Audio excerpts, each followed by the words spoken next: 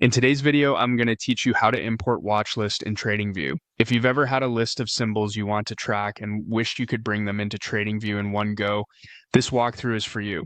We'll move through the interface clearly, explain what each option does, and point out a few tips so you don't get stuck.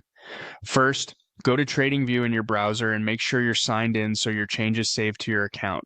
You can start from the homepage or a chart. Either way works. If you're on a smaller screen and things look tight, consider maximizing the window so the right side panels are easy to see. Next, look to the right side of the screen for the watchlist panel. If you don't see it, it may be collapsed. Hover near the right edge or click the small handle to expand it. This panel is where your symbols live, and it's the hub for sorting, grouping, and, importantly today, importing. Take a second to confirm you're in the watchlist area and not a different sidebar like alerts or data windows. Now, switch the watchlist to advanced view. This view gives you more control, including columns, filters, and bulk actions. It's also where the import option appears. If your watchlist looks very compact or minimal, that's a sign you're not in advanced view yet.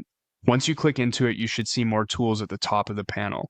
With Advanced View enabled, click the Import icon. This opens the import interface where you can bring in a batch of symbols at once.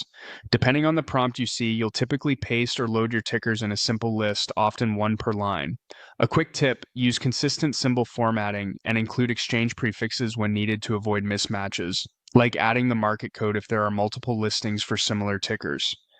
If the import offers a choice to replace your current watch list or append to it, pick the option that matches your goal so you don't overwrite something you need. Finally, be aware that importing a watch list is a paid plan feature. If you're on the free plan, you'll see a prompt to upgrade before you can proceed. If you already have a paid plan, the import will go through as expected. Either way, the steps you've learned remain the same once access is enabled.